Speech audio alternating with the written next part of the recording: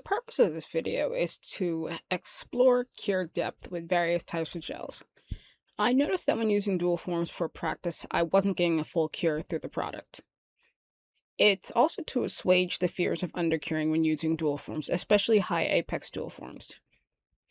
Now, we all know that issues can occur when the lamp cannot fully penetrate the product, so it's my hypothesis that we should really only be using dual forms with clear or semi-opaque gels and not exceed 2 to 3 millimeters in depth when applying product.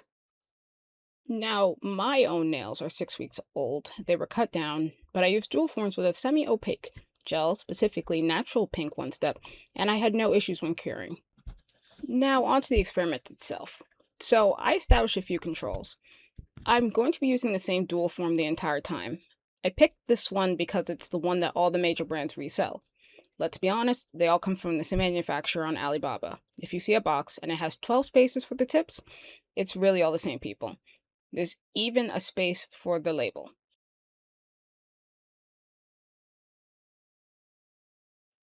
The second control is going to be the brands. I picked the brand Light Elegance and Fuzion, mostly because I have clear from each brand. So in this black jar is actually Light Elegance Clear One Step. Mine has seen a lot of use. It's in a Fuzion jar to prevent leaks.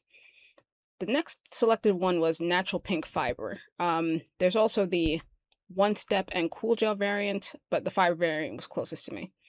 Then we have Cover Pink One Step. It's one of the more opaquer colors in the range. And we'll follow this with Cashmere Extreme. It's less orange than it looks on camera. It's a lot more pink in the pot. The color's degraded. It hasn't been that long though, but the color has degraded. It is a semi-sheer color. And lastly, from Light Elegance, we have Natural Fiber. I needed a white that I would actually use in real life. I have French white and Perfect white, but Natural Fiber is my go-to white. From Fuzion, I picked 2.5. Now, in retrospect, I really should have replaced 2.5 with Easy Gel Crystal Clear from the jump, but I picked 2.5 because I have several jars of 2.5 and just one 15-gram jar of Easy Gel Crystal Clear. From the Easy Gel line, I also picked Easy Gel Vintage Pink, which is a semi-sheer brownie pink. It looks more opaque in the jar, but trust me, it's quite sheer.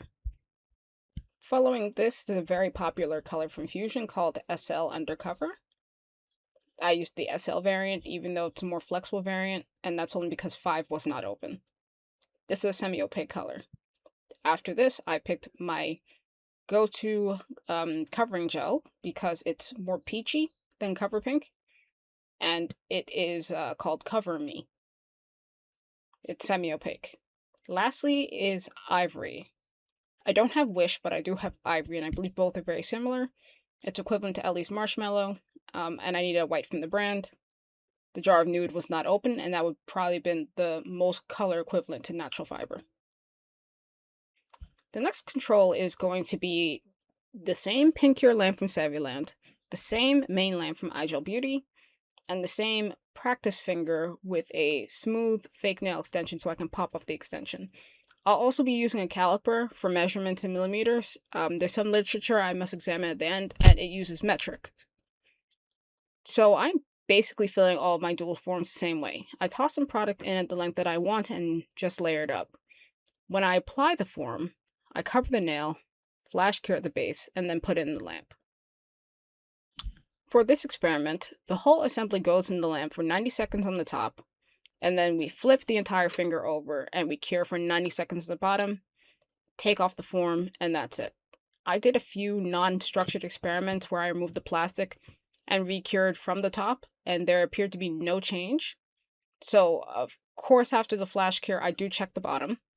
I left excess thickness on the bottom in many of the samples to see what depths we can cure to. To remove the dual form, I just pinch it and it pops off with a twist. I give it a wipe on the top and bottom, and then pop off the extension. Because the finger is smooth, you can just do this. So this extension is the Clear One Step, and it pulls away clean with no residue on the false finger and no uncured products in the extension. This is to be expected with Clear. When measured, Clear One Step gives us a full 2 mm full cure through the nail bed portion and 3 mm on the free edge. I want to take this moment to note why we flipped the nail in the lamp. If you cure from the top, you get one depth. If you flip and cure, you get another depth. Potentially uncured products will be sandwiched in the middle. If we get a full cure at 2mm in one direction, we can estimate that a flip cure will give us 4mm straight through with no gooey center. To prevent this video from being too long, this next part is actually going to be sped up. This is the next candidate, Natural Pink Fiber. You can actually sub this with Natural Pink One Step or Natural Pink Cool Gel. But if you see with Natural Pink Fiber, it pulls away clean, leaves no residue on the extension, and no uncured product. The performance is very similar to Clear, with a measurement of 2mm depth on the nail bed portion, and a little more than 3mm on the free edge with a flip cure. Next, we have Cover Pink One Step, and Cover Pink One Step is very opaque. So I fully expected to encounter undercuring. When I popped off the dual form, if you look at it, everything looks good. And then we twist it off, and yeah, it cracked. But you see it pulls away with a nice string of uncured gel. This is enough gel to play around with, mix, and scoop out. This is not good at all. On the flip cure, where it did fully cure, it's a little over 2mm, but on the nail bed area, it's 1mm. Now, if we look at Cover Pink One Step on its own, we can see that this is not a sheer gel.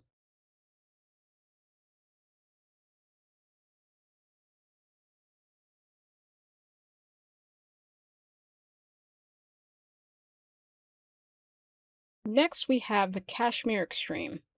It's not as orange as it looks on camera because the color degraded down to this pink color. It looks like Cover Pink One Step and Ideal Pink One Step.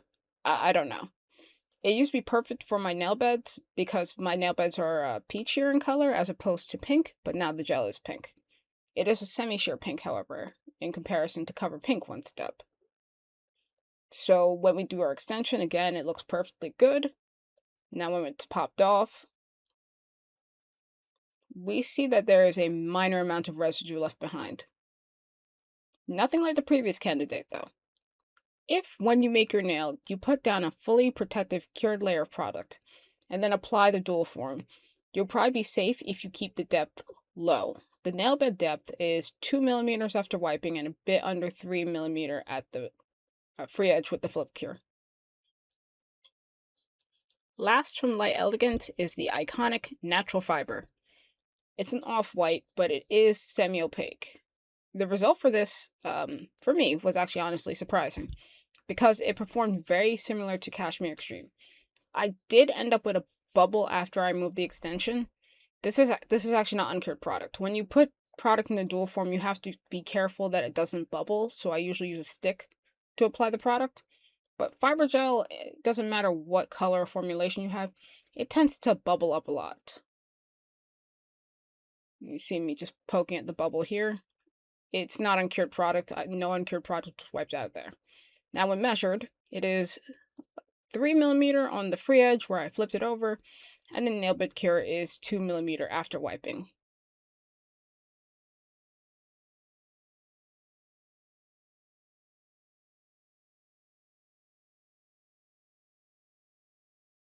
Now here's where I messed up, and I'm going to actually speed run this part. We moved on to Fuzion because we were done with Light Elegance. And so I used Fuzion's 2.5 in a dual form. And ideally this gel should really not be used in this manner. 2.5 is a super rigid hard gel that is used to transition customers from acrylic to gel. Acrylic is very rigid, and so is this. When it was put in the dual form and cured, both times, the center of the gel pulled away from the free edge, but the whole thing fully cured. And that tells me that the gel is pulling in and then curing. You need the gel to have some flexibility when using a dual form. And so we're instead going to swing back around to the clears for Fuzion with the Easy Gel Crystal Clear and then come back later. So the next one is going to be Easy Gel Vintage Pink. This gel is actually formulated for dual forms, and the form popped right off with no residue. However, the extension popped off with residue, but it was extremely minimal. Nail bed depth measured at 2mm and free edge measured at a bit over 3mm. As you can see from the extension, the color is semi-opaque, so it's perfect for dual forms. I'm told it's not spicy, but I have yet to use it on myself. SL Undercover is the next sample and performed in a similar manner. Minimal residue. I have used this gel to do dual forms on a short set, and the burn was unreal. If you stack that much gel on an otherwise nice and healthy nail plate, yes, it is going to burn. Yes, I had the Easy Gel, but I like the color of Undercover. Nail bed depth measured at 2mm on the nail bed, and free edge was 3mm on the flip cure. Second to last is Cover Me. The color is not as opaque as Cover Pink, but I really like this color as a neutralizer for my nail bed color. I usually use it in a base layer before going in with a clear kind of design because it's a peachier color. It cures with residue on the extension, and you can see it looks just fine. There was a bubble underneath the form somewhere because I'd mixed the gel a bit beforehand, and nail bed depth measured at, again, a consistent 2mm with free edge depth on a flip cure at 3mm.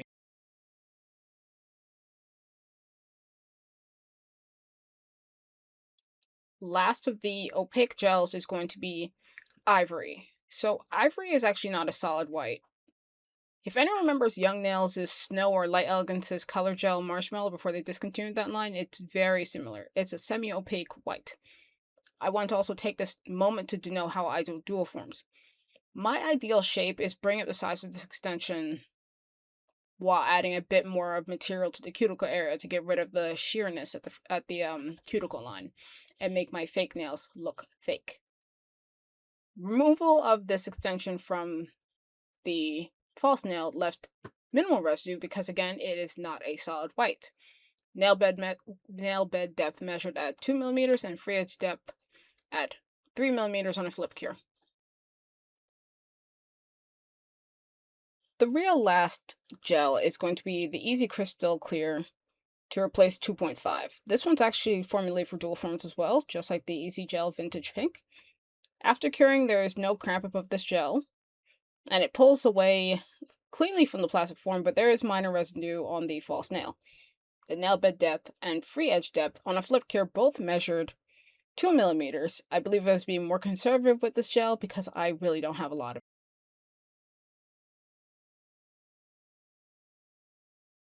Before I create the conclusion based on my results, there were a few things I want to try. The best performing gel of these was the Clear One Step, since the 2.5 is very yellow and did the cramping thing. I measured the height of a dual form at the apex and decided to completely fill it with gel. The dual form at its apex height measured at approximately 4mm, and so I filled it with gel and I cured it. It cured all the way through with a little under 4mm of product. I did the same thing with Cashmere Extreme. Unfortunately, I didn't film the results, but the Cashmere Extreme, it wasn't gooey in the center, but it was soft. During this, I decided to replicate something that I've been seeing on Instagram, and I didn't like it. The tech will take gel polish and fill the form and then throw clear gel in the form behind it. I'm not really with that, but I decided to try it anyways because I'm just trying this on a fake hand. So I used a hard gel polish in red, and I fully cured it under the lamp. Then I went in with the clear gel and applied that to the form. I just want to point out that the light does indeed go through the gel in the form, so let's see. When I did cure this gel, I did notice that I was unable to manipulate the form in terms of pressing it down and letting the clear gel spread. So that was just something to keep note of. I assume it's going to be the same with regular gel polish and not just this hard gel polish. While we let that cure, what is the alternative? I have from Elegance, part of their newer collection, colors 80, 82, and 83. They have the same issues in a dual form that the other gels do, but they do not advertise its use in dual forms. They cure at a depth of 1 to 1.5mm in my lamp. These would go great for Valentine's Day or for Halloween, especially 83, which I will use probably for vampire nails, with the black ombre. Each of these gels actually cost me $15 a piece. They're HEMA-free and TPO-free, and I got 30 milliliters in each jar. back to that nail. As you probably guessed, it didn't cure. I initially couldn't get it released from the dual form. I kept pinching and it wouldn't release. When it finally did, why did the whole thing pop off? I tried it again with a different color. Same result. I tried it again with the same color, different under gel. I used SL Clear. Same result, except I had taken the lamp and I sort of moved it around, manipulated it.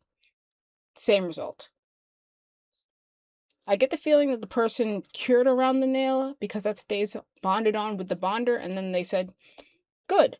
When you snap it off like I am doing, you see that it's very, very bad. Now, while I do my conclusion, just enjoy a part that I thought initially might be useful, but I found it a bit tedious going on in the background. In the background, what I did here was I decided, let me make sure that the free edge is actually cured all the way through. So I took a pair of straight edge toenail clippers and clipped the free edge off and remeasured everything. These really didn't have any change in the results, but while I go through my conclusion, I'm just letting it play around I'm just letting it play in the background. I'm concluding the following. Dual forms with an apex of 2 mm or higher. You should only use this with a clear gel or a very semi-sheer, or not semi-opaque, semi-sheer product. When you're loading gel on a nail with a brush, you usually don't get higher than 1 mm if I'm being honest, because more than 1 mm is going to be a bit toasty in the lamp. Barring gel use, using acrylic is also a way to circumvent the height limit, but note that it can take time to air cure. Because of this, I have to stress the importance of using HEMA-free gel. It's at this point that I'm reminded of a video from the Nail Narrative where she had tips on that did not properly cure. The tips came off, and she did not have a reaction because the product was HEMA-free. One way to circumvent the height requirement as well would be to build a bit of the structure up on the actual nail bed itself, and then go in with the dual form so that you do get the apex you want without having to worry about the failure to cure. One thing I always did was to put down the bonders and then put down a thin layer of the gel I was using and cure that fully. This would create a protective layer between my nail and any product failure.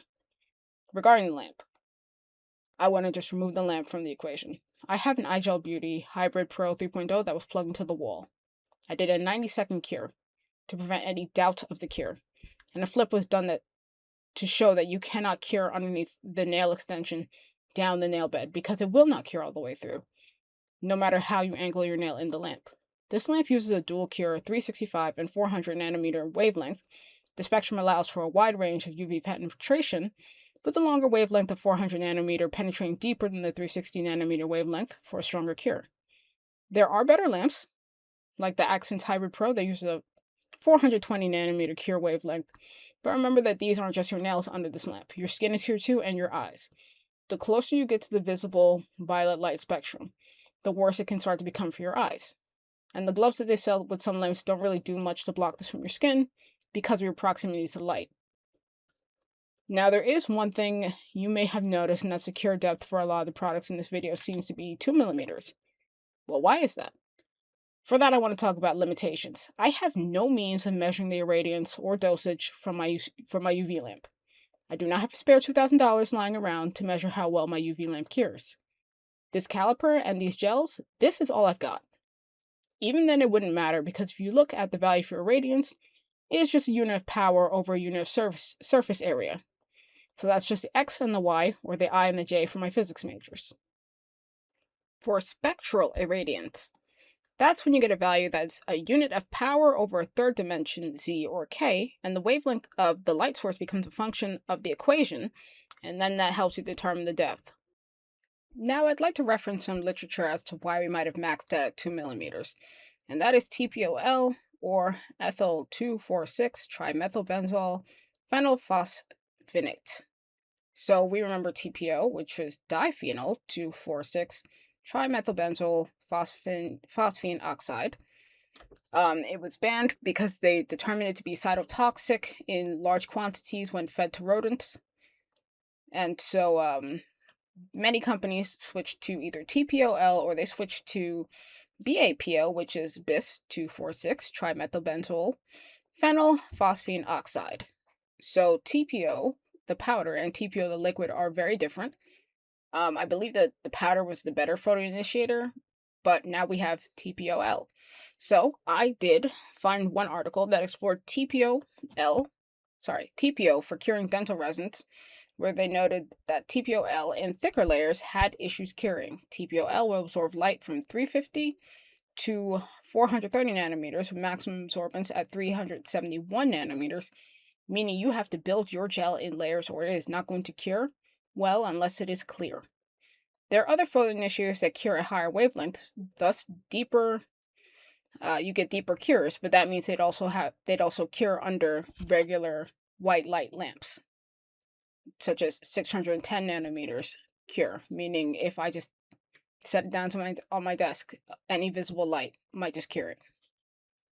I also did find another article investigating BAPO, which is actually the photoinitiator that is on Elegance SDS sheets, and it would cure quickly at 3mm depth under a crazy high irradiance, where we traded values of milliwatt per centimeter squared for watt per centimeter squared, meaning we changed the order by almost 1,000. In that article, they found that using layers of 2 to 4 millimeters while printing with a resin containing BAPO would allow for a full cure at that depth versus printing in thicker layers and then curing. The same article found that if you add in too much photoinitiator, it can also cripple light transmission, so you need to make sure that your gel is well mixed because the values in the gel are between 0.1 to 5%. The last piece of literature, I suppose more like a video, I would like to reference is the Light Elegance YouTube page itself. There are 2 videos that are linked below in which their chemist cures and measures the thickness of gel that comes out of the lamp. In the oldest video, he uses ideal white to test, and in the new video, he uses perfect white. I no longer have ideal white, and I used French white to replicate his test off screen. He used inches, but when I plugged his numbers into Google and converted it, the best lamp from the first video had a cure thickness of 0.85 millimeters, and the second video had 0.96 millimeter. In my test off screen, with my lamp, I had a bit under 1 millimeter of thickness on the French white, so the lamp I have performed similarly.